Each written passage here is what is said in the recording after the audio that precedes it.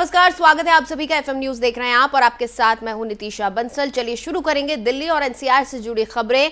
सबसे पहले बात करेंगे दिल्ली में चल रहे अभियान की। उपराज्यपाल विनय कुमार सक्सेना ने साइबर स्वच्छता पर उदय 2.0 नाम से ई बुक का उद्घाटन किया है। इस दौरान उपराज्यपाल ने नागरिक केंद्रित सेवाओं की दिशा में तकनीकी पहल और साइबर अपराधी के बारे में जागरूकता पैदा करने के लिए दिल्ली पुलिस की सराहना की। इसके साथ ही साइबर अपराधों के खिलाफ जागरूकता सबसे अच्छा बचाव है। इसका उद्घाटन पुलिस मुख्यालय के आदर्श ऑडिटोरियम में आयोजित एक कार्यक्रम के दौरान किया गया। नागरिकों के लिए इसके अलावा डीजीपी लॉकर ऐप के साथ दिल्ली पुलिस की लाइसेंसिंग सेवाओं का एकीकरण किया गया, जिसमें लाइसेंस धारक डिजिटल रूप में भी लाइसेंस रख सकेंगे। इस दौरान उपराज्यपाल ने कहा कि यह विशेष रूप से कमजोर वर्गों के बच्चों, युवाओं, महिलाओं और वरिष्ठ नागरिकों के बीच जागरूकता पैदा करने का सबसे अच्छा साधन है। इस अवसर पर पुलिस आयुक्त संजय अरोड़ा ने कहा कि दिल्ली पुलिस पेशेवर और कुशल तरीके से साइबर अपराध के प्रति लोगों को जागरूक करेगी।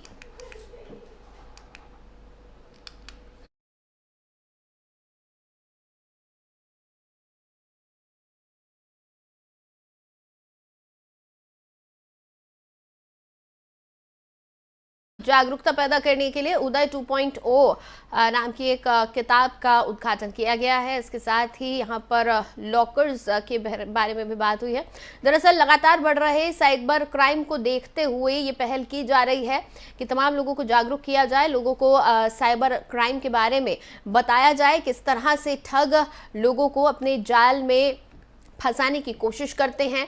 और इसके लिए जागरूकता सबसे ज़्यादा ज़रूरी है कि लोगों को पता चल सके क्या किस तरह से वो मदद पा सकते हैं, किन हालातों में क्या सहायता सिस्टम की तरफ से पीड़ितों को मिल सकती है या फिर किस तरह से वो बच सकते हैं तमाम तरीके के साइबर क्राइम से। तो इसके लिए उपराज्यपाल विनय कुमार सक्सेना ने साइबर स्वच्छता पर उदय 2.0 नाम की एक ई बुक का उद्घाटन किया है और यहाँ पर नागरिक केंद्रित सेवाओं की दिशा में तकनीकी पहल और साइबर अपराधों के बारे में जागरूकता पैदा करने के लिए दिल्ली पुलिस की सराहना भी की गई।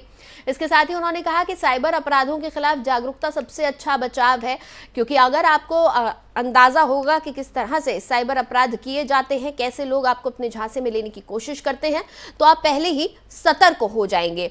इसका उद्घाटन पुलिस मुख्यालय में किया गया था। वहां के आदर्श ऑडिटोरियम में एक कार्यक्रम आयोजित किया गया था जिसमें उपराज्यपाल पहुंचे थे और नागरिकों के लिए इसके अलावा डिजी लॉकर ऐप के साथ ही दिल्ली पुलिस की लाइसेंसिंग सेवाओं का एकीकरण भी किया गया है। इससे होगा ये कि अब लाइसेंस धारक डिजिटल रूप में भी लाइसेंस रख सकेंगे, यानी आपको फिजिकल लाइसेंस रखने की जरूरत नहीं। अगर आपके अपने लॉकर में, उस लॉकर ऐप में आपका लाइसेंस है तो आप कर सकते हैं उसका इस्तेमाल। और विशेष रूप से जो कमज़ोर वर्ग के बच्चे हैं, जो कमज़ोर वर्ग हैं यानी वल्नरेबल कैटेगरी जिसको हम कहते हैं, जैसे बच्चे हैं, युवाओं, महिलाएं या फिर वरिष्ठ नागरिक हैं, इनके बीच जागरूकता पैदा करने के लिए एक अच्छा साधन इस ई बुक को बताया गया है, उदय 2.0। इस मौके पर पुलिस आयुक्त संजय अरोड़ा ने कहा कि दिल्ली पुलिस पेशेवर और कुशल तरीके से साइबर अपराध के प्रति लोगों को जागरूक करेगी।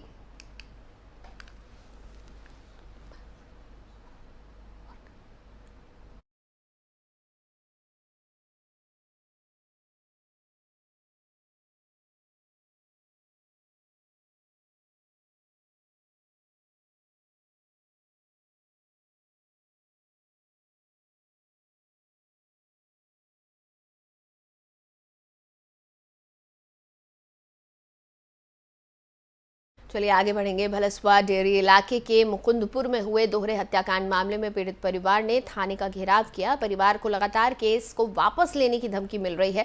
धमकी के चलते परिजन एकजुट होकर थाने पहुंचे। परिवार का आरोप है कि पुलिस ने अभी तक कोई कार्रवाई नहीं की है। इसके साथ ही पुलिस अपराधियों को बचाने में लगी हुई है।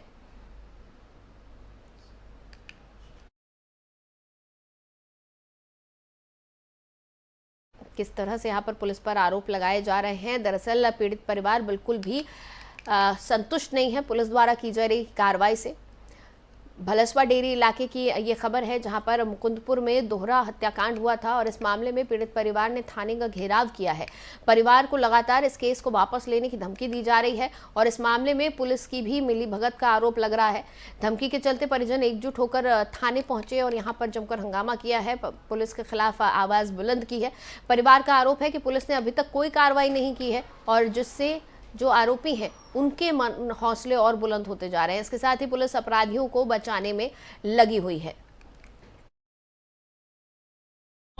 मुझे उनकी सबकी मौत चाहिए, जो तीनों भगे हुए हैं उनको आज के आज पकड़ लो। मेरे बड़े लड़के को धमकी दी है मारने की, अभी मेरे छोटे लड़के की लाश भी ठंडी नहीं हुई है साहब। मेरे बड़े लड़के को थोड़ी देर पहले धमकी दे, जितने लड़के खड़े हैं सर सबको धमकी दे के गए। और लल्ला और नट्टू और आकाश, ये तीनों लड़के फरार हैं। अभी मोटरसाइकिल से मेरे लड़के को धमकी दे के गया है, उन तीनों को पकड़वाओ और उस लड़की को 6 महीने में 10 कत्ल कर दी।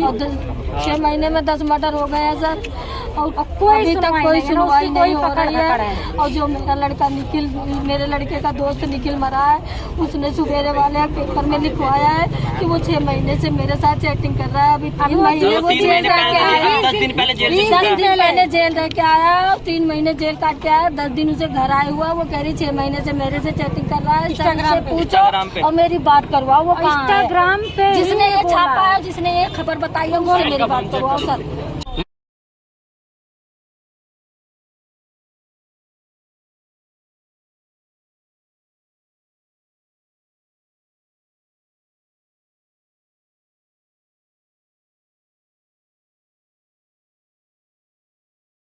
इसी खबर पर ज्यादा जानकारी के साथ मेरे सहयोगी संजय सिंह फोन लाइन पर जुड़ चुके हैं। संजय, क्या कुछ है ये पूरा मामला, एक बार बताएं विस्तार से। पूरा मामला ये है कि परिवार का सीधा सीधा आरोप है कि जिस व्यक्ति ने चाकू मारा उसके साथ में और भी लड़के हैं, लड़कियां हैं, उसको पुलिस अभी तक हिरासत में नहीं लिया और लगातार पुलिस प्रशासन के पास जाकर बात किया जा रहा है कि पुलिस प्रशासन इस मामले पे सीधे मुंह बात नहीं कर रहा है। कहीं ना कहीं देखा जा रहा है तो परिवार के कहना है कि 6 महीने के अंदर वो लड़की जो बता रहे थे वो करीबन 10 मर्डर करा चुकी है। बाकी पुलिस प्रशासन इस मामले में कोई भी कार्रवाई नहीं कर रही है, क्योंकि कल वो लोग बॉडी लेकर शमशान घाट जा ही रहे तो उसी दौरान लड़के ने धमकी दिया कि तुम्हारे भाई को मार दिया, तुम्हारे को भी मार देंगे। तो कहीं ना कहीं देखा जा रहा है कि परिवार का डर का माहौल जी रहे हैं और प्रशासन इस मामले पे कोई भी कार्रवाई नहीं कर रही है।